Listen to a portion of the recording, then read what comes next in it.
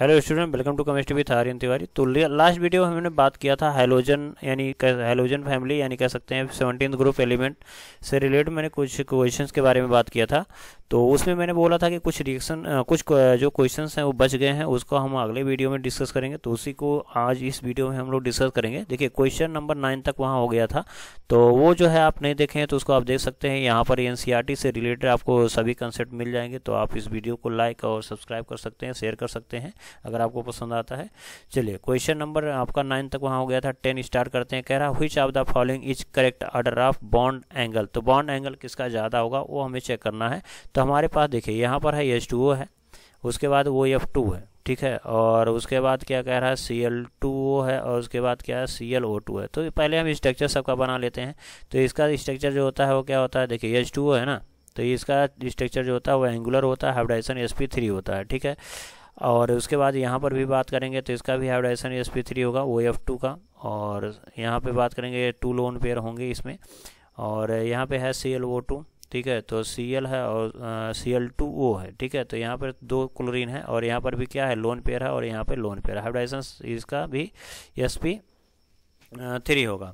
अब बात कर लेते हैं। देखो यहाँ पर आपका Cl है और O2 दिया हुआ है, ठीक है। अब यहाँ पर ClO2 अगर देखेंगे स्ट्रक्चर तो देखो Cl है, डबल बॉन्ड O है, और यहाँ पर क्या होगा डबल बॉन्ड O होगा। अब यहाँ पर 1 क्या होगा अनपेयर्ड इलेक्ट्रॉन होगा, कह सकते हैं सिंगल इलेक्ट्रॉन होगा, ठीक है।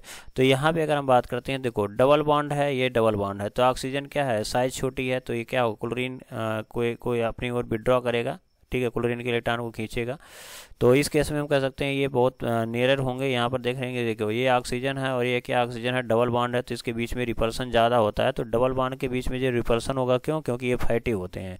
तो डबल बॉन्ड होता है फैटी, इसके बीच में रिपल्सन ज़्यादा, तो रिपल्सन ज़्यादा होगा तो इसका मतलब इसका बॉन्ड एंगल जो होगा वो सबसे ज़्यादा होगा। तो ये कह सकते हैं कि ClO2 का सबसे ज़्यादा होगा। अब उसके बाद जो है ये तो हमें समझ में आ गया ClO2। अगला हम चेक कर लेते हैं कि अभी इसमें तो सभी सिंगल सिंगल बॉन्ड है, तो बॉन्ड एंगल ये चेक करिए। देखिए यहाँ पर हमें चेक करना है, देखिए फ्लोरीन है, क्लोरीन है, तो क्लोरीन की जो साइज होती है वो क्या होती है थोड़ी सी बिग होती है। अब साइज बिग होगा तो इसके बीच में क्या हो जाएगा रिपल्सन, यानी कह सकते हैं बॉन्ड पेयर और बॉन्ड पेयर में क्या होगा रिपल्सन होगा, जिसकी वजह से जो ये लोन पेयर है, ठीक है, तो lone pair bond pair repulsion की वैल्यू क्या हो जाएगी थोड़ी कम हो जाएगी, इतना ज़्यादा प्रेस नहीं कर पाया। रीज़न क्या है कि यहाँ पर वो Cl जो है इसकी साइज बड़ा है, तो इसका मतलब इसके Cl के बीच में क्या होगा रिपल्सन होगा, जिसको हम बोलते हैं बॉन्ड पेयर रिपल्सन, ठीक है। तो यहाँ पर क्या होगा लोन पेयर क्या करेगा उतना प्रेस नहीं कर पाएगा, जिसकी वजह से हम कहेंगे कि यहाँ पर बॉन्ड एंगल जो होगा इसका ज़्यादा होगा एज कम्पेयर टू फ्लोरीन और हाइड्रोजन, ठीक है। अब यहाँ पर इसका मतलब क्या हो गया कि ये Cl2O, ठीक है, ये दूसरे नंबर पे आ गया। अब यहाँ पर ये हमें समझ आएगा। अब तीसरा हम बात कर लेते हैं कि यहाँ पे फ्लोरीन है और उसके बाद हाइड्रोजन है, ठीक है। अब यहाँ पर बात करते हैं, देखिए फ्लोरीन की साइज जो फ्लोरीन की जो इलेक्ट्रोनेगेटिविटी होती है ना वो बहुत ज़्यादा हाई होती है। बहुत ज़्यादा हाई होगा तो इसका मतलब क्या है कि ये ऑक्सीजन के इलेक्ट्रॉन को अपनी ओर क्या करेगा ये विड्रॉ करेगा, ठीक है। और इस केस में अगर बात करें तो हाइड्रोजन है, तो हाइड्रोजन की इलेक्ट्रोनेगेटिविटी क्या होती है लेस होती है, और ये ऑक्सीजन की ओर क्या होगा अट्रैक्ट होगा, जिसकी वजह से हम कह सकते हैं कि यहाँ पर जो हाइड्रोजन है और ये हाइड्रोजन है ये बहुत ज़्यादा अट्रैक्ट हो जाएंगे ऑक्सीजन के पास। तो इसके बीच में जो कह सकते हैं कि इसकी बॉन्ड लेंथ है ना वो बहुत कम हो जाएगी। अब बहुत कम हो गई तो इसके बीच में फीलिंग स्पेस क्या होगा, यानी हाइड्रोजन बहुत पास आ जाएंगे, ठीक है। तो यहाँ पर अगर बात करें तो ये जो लोन पेयर का इफेक्ट है यानी फ्लोरीन की कंपेयरिंग में क्या हो जाएगा, फ्लोरीन की कंपेयरिंग में क्या लगेगा कम लगेगा, ठीक है। तो कम लगेगा जिससे क्या हो जाएगा बॉन्ड एंगल क्या हो जाएगा इंक्रीज हो जाएगा। तो बॉन्ड एंगल क्या हो जाएगा इसका इंक्रीज होगा। और F2 जो है इसमें अगर बात करें तो वो F2 में यहाँ पर जो है लोन पेयर का इफेक्ट ज़्यादा लगेगा। रीज़न है कि यहाँ पे फ्लोरीन जो होगा वो उसकी लेंथ थोड़ी सी बढ़ जाएगी। तो हम ये कह सकते हैं इसकी बॉन्ड लेंथ जो है वो ज़्यादा होने की वजह से ये लोन पेयर का इफेक्ट क्या होगा ज़्यादा लगेगा। तो हम कह सकते हैं कि ये जो होगा यहाँ पर जो नंबर आएगा वो क्या हो जाएगा आपका H2O का उससे ज़्यादा और F2 का सबसे कम हो जाएगा। तो इसका जो आंसर होगा वो आपका C आंसर होगा। चलिए क्वेश्चन नंबर अगला चेक कर लेते हैं। The strongest acid of the same oxidation number of halide is, ठीक है। तो इसका स्ट्रॉन्गेस्ट एसिड पूछ रहा है और इसका जो है पूछ रहा है कौन सा होगा ऑक्सो एसिड का, ठीक है। तो स्ट्रॉन्गेस्ट एसिड कैसे चेक करेंगे, तो देखो इसके लिए हमें जाना पड़ता है कॉन्जुगेट बेस वाला कंसेप्ट लगाना पड़ता है। देखो IH है, Cl है, O4। तो मैं जो फैक्ट है उसको मैं बता रहा हूँ, ठीक है। तो क्या करते हैं यहाँ पर देखो CH+8 देगा और क्या बनाएगा आपका ClO4 माइनस होगा, ClO4 माइनस होगा, ठीक है। इसी टाइप का होगा HBrO4 होगा, अगर H प्लस से डोनेट कर देता है तो क्या बन जाएगा BrO4 माइनस बन जाएगा। इसी टाइप से अगर बात करें तो HI हो जाएगा, O4 है, ठीक है, HiO4 है, और यहाँ पर क्या बन जाएगा H प्लस बन जाएगा और IO4 माइनस बन जाएगा। तो ये जो माइनस वाले होते हैं इसी को क्या बोलते हैं हम कॉन्जुगेट बेस बोलेंगे। क्या बोलेंगे हम कॉन्जुगेट बेस बोलेंगे। अब कॉन्जुगेट बेस जो होगा ना, इसको देखेंगे कौन ज़्यादा स्टेबल है, जितना ज़्यादा ये स्टेबल होगा उतना ही ज़्यादा क्या होगा ये H प्लस को डोनेट करेगा, उसकी एसिडिटी उतनी ज़्यादा होगी। तो इसकी स्टेबिलिटी कैसे चेक करेंगे वो हमें समझना है। और देखिए यहाँ पर Cl है, और देखिए यहाँ पे अगर डबल बॉन्ड है, ऑक्सीजन है, डबल बॉन्ड ऑक्सीजन होगा, डबल बॉन्ड ऑक्सीजन, 4 ऑक्सीजन है तो यहाँ पर वो माइनस होगा। अब यहाँ पर एक और ब्रोमीन वाला बना के देखते हैं तो Br होगा, डबल बॉन्ड होगा, डबल बॉन्ड होगा और डबल बॉन्ड होगा और वो निगेटिव होगा। सिंपल सी बात है कि अगर हमें स्टेबिलिटी चेक करना है तो देखो, जो अगर किसी भी पार्टिकल पर चार्ज ज़्यादा है, चार्ज ज़्यादा है, चाहे वो प्लस हो चाहे माइनस। अब देखिए यहाँ पे माइनस है तो इसका मतलब यहाँ पर इलेक्ट्रॉन डेंसिटी ज़्यादा है, यानी माइनस ज़्यादा है, यानी चार्ज ज़्यादा है। अगर इस चार्ज को हम चार्ज ज़्यादा है तो रिएक्टिविटी क्या होगी, ज़्यादा होगी, रिएक्टिविटी क्या होगी, हाई होगी। और जब रिएक्टिविटी हाई होगी तो हम कहेंगे स्टेबिलिटी क्या हो जाएगी, कम हो जाएगी। स्टेबिलिटी क्या हो जाएगी, कम हो जाएगी। अब इसी चार्ज को हमें कम करना है तो ये चेक करना है कि ये माइनस चार्ज जो होगा यानी इलेक्ट्रॉन डेंसिटी, हम उसको किसकी बात करेंगे, इलेक्ट्रॉन डेंसिटी की बात करेंगे। यहाँ ऑक्सीजन पर इलेक्ट्रॉन डेंसिटी ज़्यादा है, जहाँ कम हो जाएगी वही ज़्यादा स्टेबल होगा। तो यहाँ देखो क्लोरीन की इलेक्ट्रोनेगेटिविटी क्या होती है, हाई होती है। क्लोरीन की इलेक्ट्रोनेगेटिविटी हाई होगी तो इसका मतलब क्या है कि ऑक्सीजन के इलेक्ट्रॉन को अपनी ओर ज़्यादा विड्रॉ करेगा, या कह सकते हैं कि इसको ज़्यादा होल्ड किया रहेगा, जिसकी वजह से इलेक्ट्रॉन कम डोनेट कर पाएगा। यानी हम कह सकते हैं इलेक्ट्रॉन डेंसिटी यहाँ कम हो जाएगी। इलेक्ट्रॉन डेंसिटी कम हो जाएगी तो हम कहेंगे इसका जो कॉन्जुगेट बेस होगा वो ज़्यादा स्टेबल हो जाएगा।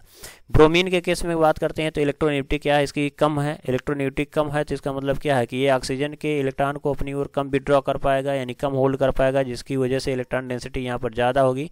इलेक्ट्रॉन डेंसिटी ज़्यादा होगी तो रिएक्टिविटी हाई, और रिएक्टिविटी हाई तो स्टेबिलिटी लेस। क्लियर। तो रिएक्टिविटी इसकी क्या है, हाई है, ठीक है, जिसकी वजह से स्टेबिलिटी कम हो जाएगी। अब यहाँ पर आयोडीन की बात कर लेते हैं तो आयोडीन तो और इसकी यहाँ पे बात करेंगे वो सेम वही बात है कि यहाँ पर वो हो जाएगा और निगेटिव हो जाएगा। तो यहाँ पर आयोडीन की इलेक्ट्रोनेगेटिविटी और कम हो जाएगी। तो इसका मतलब क्या है कि ये ऑक्सीजन के इलेक्ट्रॉन को अपनी ओर अट्रैक्ट नहीं कर पाएगा।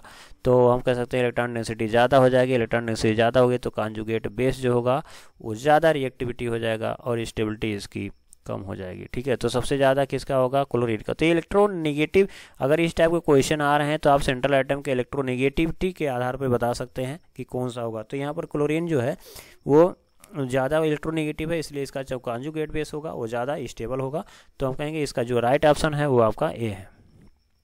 अब अगला क्वेश्चन क्या कह रहा है, अगला क्वेश्चन कह रहा है आपका, तो अगला क्वेश्चन क्या कह रहा है, कह रहा है ऑन रिएक्शन विथ वाटर। ठीक है, on reaction with water fluorine give. तो वाटर को अगर हम क्या करते हैं फ्लोरीन के साथ रिएक्ट कराते हैं तो क्या होता है। देखो यहाँ पे अगर बात करें तो H2O है और प्लस F2 है, रिएक्शन कराते हैं तो क्या मिलता है आपको, तो हम कह सकते हैं HF मिलेगा। क्या मिलेगा आपको, HF मिलेगा। ठीक है, और उसके बाद क्या मिल जाएगा, ऑक्सीजन मिल जाएगा। ठीक है, तो इसका जो राइट ऑप्शन है वो कौन सा होगा, HF एंड ऑक्सीजन। तो राइट ऑप्शन ये हो जाएगा।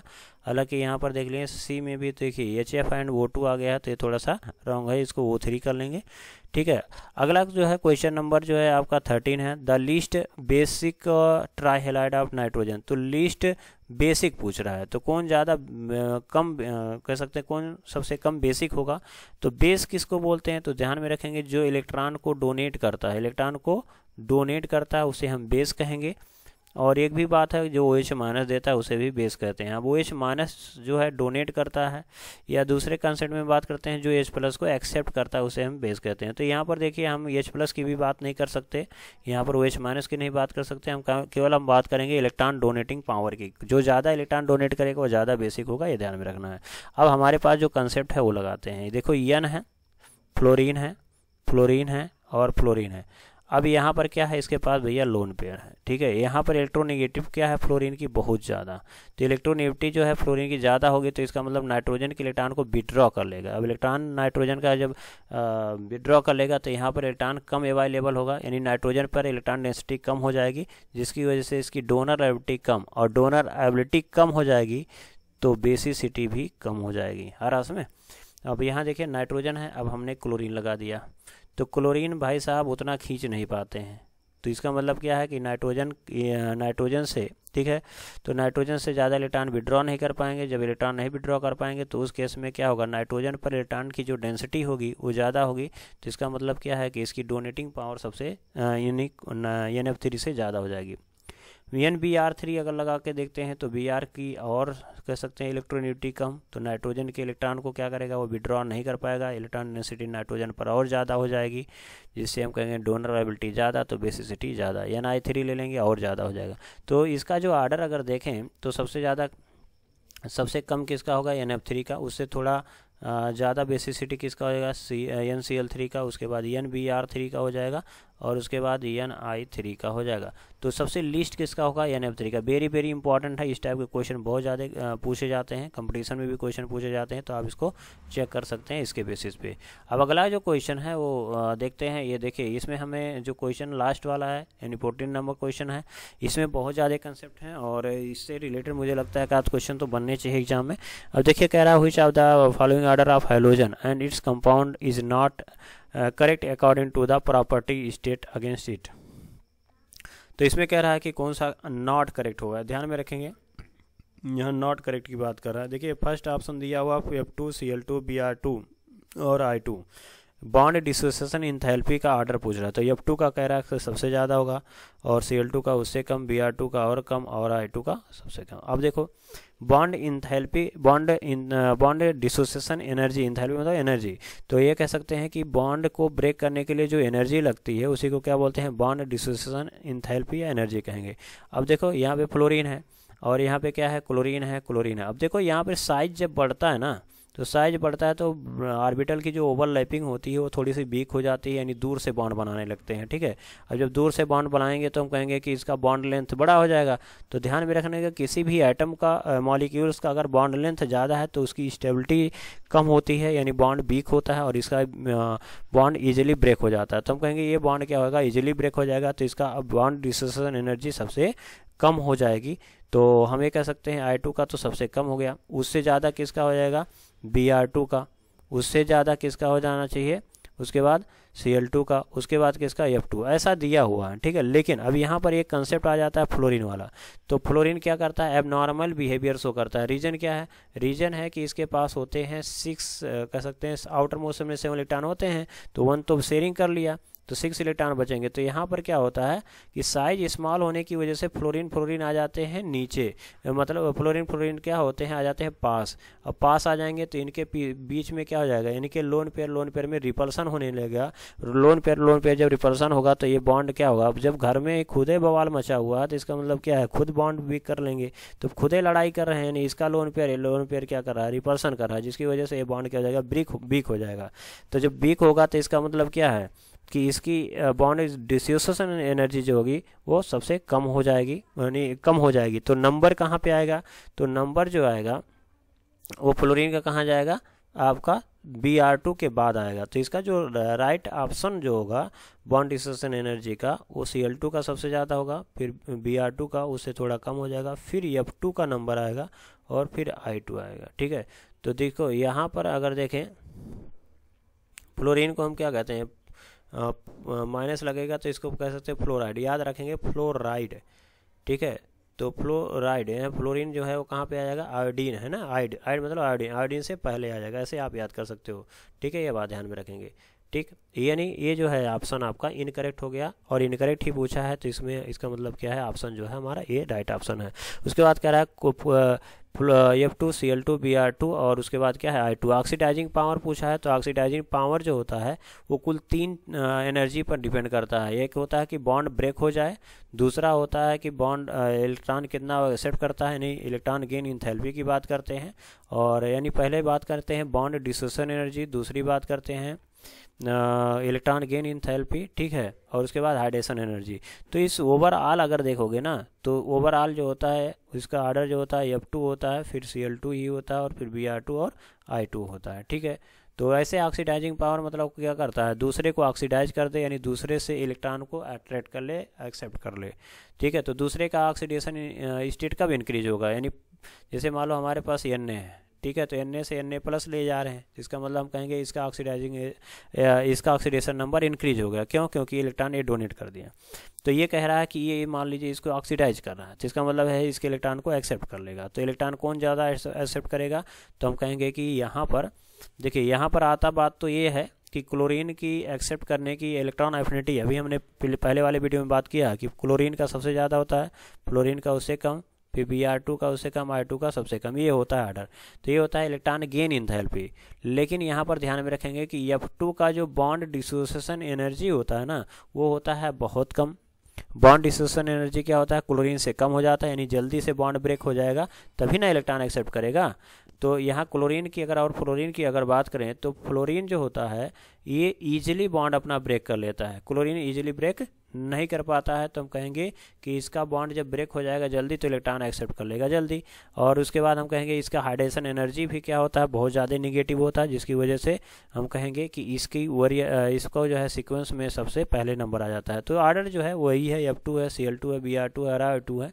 तो इस कंसेप्ट को हमें थोड़ा ध्यान से पढ़ना होगा, इसलिए मैं इस वीडियो में ज़्यादा मैं इसके बारे में एक्सप्लेन नहीं कर पाऊँगा, क्योंकि इसको इस हाइड्रेशन एनर्जी क्या होता है ये सब एक्सप्लेन करने के लिए 5 to 10 मिनट्स लग जाएंगे इसमें, ठीक है।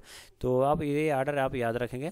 उसके बाद कह रहा है acidic property of water in water. तो कह रहा है कि ये कौन जल्दी एसिडिक मतलब H+ कौन जल्दी देगा? तो देखो HI है और HBr है और HCl है और HF है, तो किसका बॉन्ड वीक होगा? तो देखो HI है ना, तो हाइड्रोजन है स्मॉल और आयोडीन है बहुत बड़ा है, ठीक है। ये बहुत छोटा है और बहुत बड़ा है, तो बहुत छोटा आदमी बहुत बड़े आदमी के साथ रहेगा, तो उसके बीच का रिलेशन जो है वो बहुत वीक का होगा, ठीक है। या हम कह सकते हैं यहाँ पे बात करते हैं, तो इसका मतलब क्या है कि ये जल्दी टूट जाएगा और H+ आसानी से दे देगा और एसिडिक सबसे ज़्यादा होगा। HBr की अगर उस केस में बात करें, तो Br जो होता है आयोडीन से क्या होता है, थोड़ा स्मॉल साइज का हो जाएगा, तो इसके बीच में जो बॉन्ड होगा वो थोड़ा सा स्टेबल होगा एज कम्पेयर टू HI, जिसकी वजह से ये H+ ईजिली नहीं दे पाएगा। तो आयोडीन के कंपेयरिंग में, यानी ये HI के कंपेयरिंग में क्या होगा, HBr जो होगा वो कम एसिडिक हो पाएगा। इसी टाइप से हम बात करें HCl, तो HCl में बात करेंगे तो Cl की साइज और छोटी हो गई, इसका मतलब ओवरलैपिंग अच्छी होगी, इसका बॉन्ड डिसोसिएशन एनर्जी क्या होगी, ज़्यादा होगी एज कम्पेयर टू आयोडीन और ब्रोमीन वाले केस में, ठीक है। तो इसका मतलब H+ और Cl- यानी H+ ये ईजिली नहीं दे पाएगा, जिसकी वजह से एसिडिटी और कम हो जाएगी, HF में और कम हो जाएगी। तो इसका जो आर्डर है तो सही है, ठीक है। ये बात ध्यान में रखें, हो सकता है एग्जाम में यही एसिडिक आर्डर पूछ ले, ऑक्सीडाइजिंग पावर पूछ ले। और इलेक्ट्रोनेगेटिव में आपको बताया ही गया है कि फ्लोरीन का सबसे ज़्यादा होता है, अप टू डाउन मूव करते हैं तो इलेक्ट्रोनेगेटिव क्या होती है, वो डिक्रीज करती है, ठीक है। तो ये था आपका, इस वीडियो में कुछ कंसेप्ट बचे हुए थे जो मैंने एक्सप्लेन कर दिया है। तो नेक्स्ट वीडियो में हम बात करेंगे कि जो है 18th ग्रुप एलिमेंट से रिलेटेड ऑब्जेक्टिव क्वेश्चंस को। तो अगर ये वीडियो पसंद आता है तो लाइक करिए, सब्सक्राइब करिए, शेयर करिए। तो मिलते हैं नेक्स्ट वीडियो में। जय हिंद।